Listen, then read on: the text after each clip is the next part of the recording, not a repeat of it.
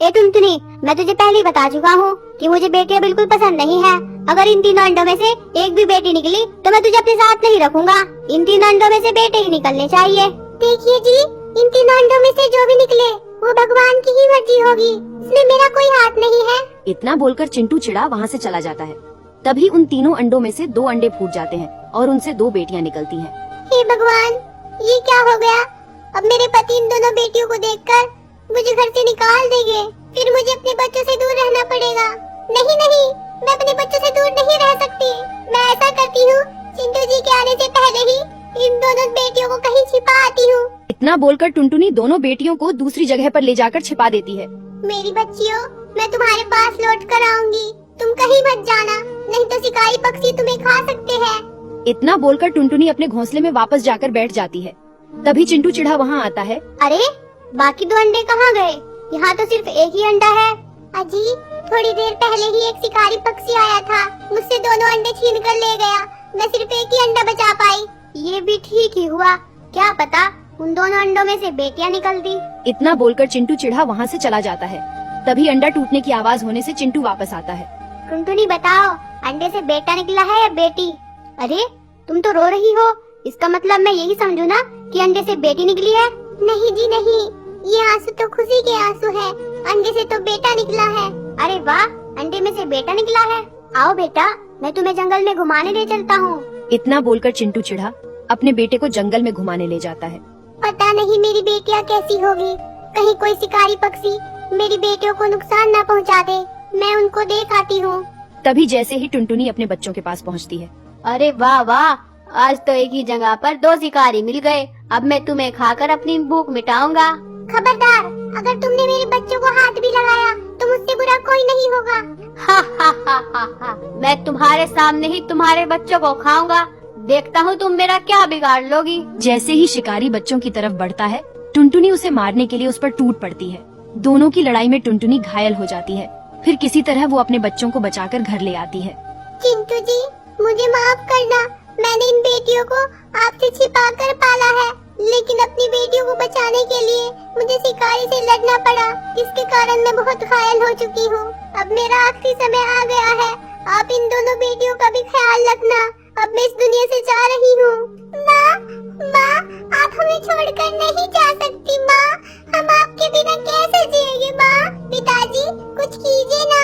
पिताजी, माँ को अस्पताल ले जाइए, जल्दी करिए पिताजी। तभी चिंटू चिड़ा टुनटुनी को अस्पताल ले जाता है और उसे वहीं पर भर्ती कर देता है। क्यों ना मैं इस टुनटुनी को यहीं पर छोड़कर चला जाता हूँ। अगर ये बच गई तो इसके इलाज का पैसा भी मुझे ही देना पड़ेगा, इसलिए मैं यहाँ से निकल लेता हूँ। इतना बोलकर चिंटू चिड़ा टुनटुनी को अस्पताल में ही छोड़कर घर वापस आ जाता है। क्या हुआ पिताजी? माँ कहाँ है पिताजी? आप माँ को साथ क्यों नहीं लाए पिताजी? कहाँ है माँ? तुम्हारी माँ तो मर चुकी है, इसलिए मैं तुम्हारी माँ को साथ नहीं लाया। क्या हमारी माँ इस दुनिया में नहीं रही?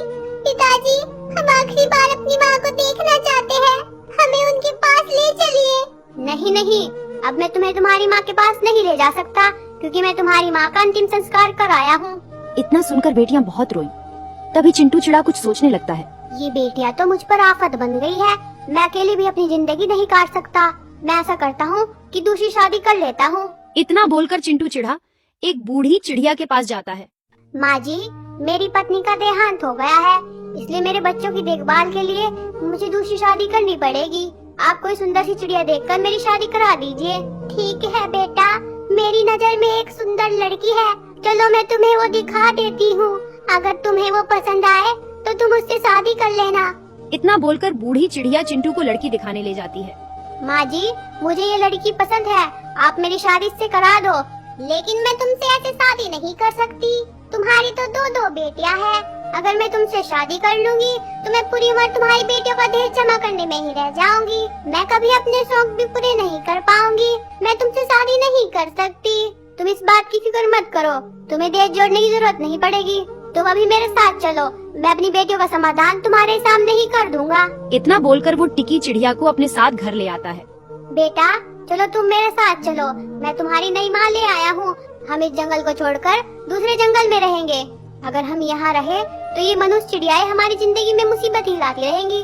नहीं पिताजी नहीं, हमें छोड़कर मत जाइए। छोड़कर चली गई, आप भी छोड़कर चले जाओगे, हमारा क्या होगा? तुम्हारी बकबक मुझे और नहीं सुननी।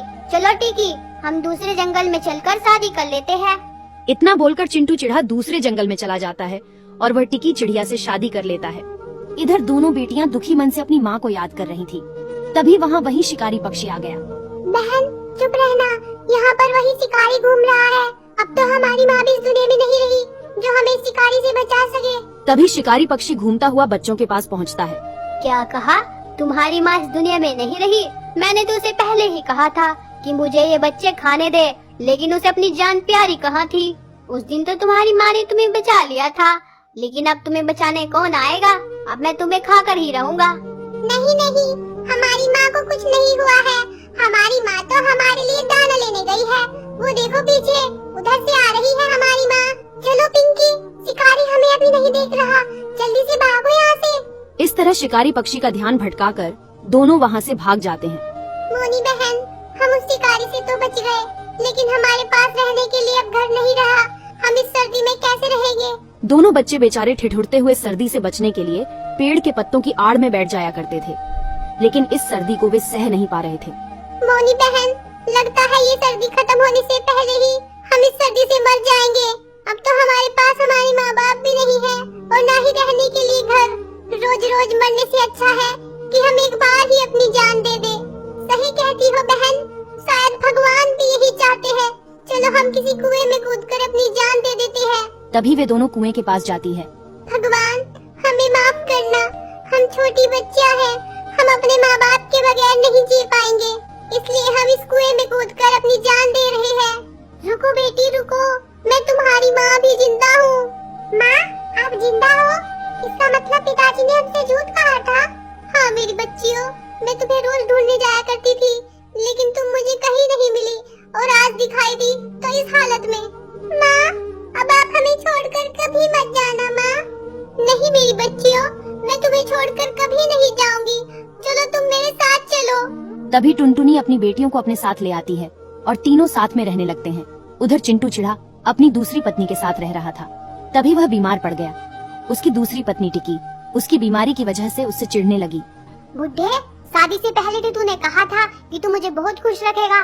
तू मुझे खुश क्या रखता? तू तो खुद ही बीमार होकर मेरे गले पड़ गया। मैं जा रही हूँ दूसरी शादी करने, तू तो मेरे लिए मर गया। इतना बोलकर टिकी चिड़िया चिंटू के बेटे को लेकर उसी बूढ़ी चिड़िया के पास जाती है। माँ जी, मेरे पति की तो मौत हो गई, इसलिए मुझे इस बच्चे को पालने के लिए दूसरी शादी करनी पड़ेगी। आप मेरी दूसरी शादी करा दो। बूढ़ी चिड़िया टिकी की शादी कौवे से करवा देती है। शादी के कुछ दिन बाद ही टिकी चिड़िया बीमार पड़ जाती है।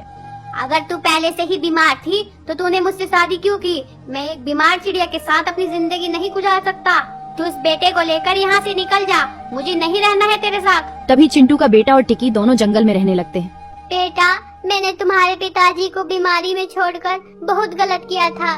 मैं मरने से पहले एक बार उनसे माफी मांगना चाहती हूँ। पता नहीं पिताजी अब जिंदा भी होंगे या नहीं, वो आपको कभी माफ नहीं करेंगे। फिर भी एक बार हम उन्हें ढूंढने की कोशिश कर लेते हैं। बीमार टिकी किसी तरह चिंटू को ढूंढने के लिए निकल पड़ती है। वह बीमार होने की वजह से बार बार आराम कर रही थी। तभी वह टुनटुनी के घोंसले के पास भी आराम करने के लिए रुकी। क्या हुआ बहन, तुम बीमार लग रही हो? तभी टिकी ने उसे सारी बात बताई। टिकी जान गई थी कि चिंटू की पहली पत्नी टुनटुनी थी और टुनटुनी को भी पता चल गया था कि चिंटू ने दूसरी शादी टिकी से ही की थी। तभी सभी चिंटू को ढूंढते हुए चिंटू के पास पहुँचे। चिंटू एक पेड़ के पास उदास बैठा हुआ था। तुम लोग मुझे ढूंढते हुए यहाँ आए हो ना? मैंने तुम्हारा बहुत इंतजार किया। मैंने तुम सबके साथ बहुत बुरा किया था, मुझे माफ कर दो। आप माफी न मांगो, आपको अपनी गलती का एहसास है, यही काफी है। आप हमारे साथ चलिए, हम सब मिलकर रहेंगे। चिंटू जी, मैंने आपके बीमार होने पर आपको छोड़ दिया था, मुझे माफ कर देना चिंटू जी। इतना बोलकर टिकी चिड़िया की मौत हो गई। फिर चिंटू चिढ़ा टुनटुनी और उनके बच्चे साथ में रहने लगे।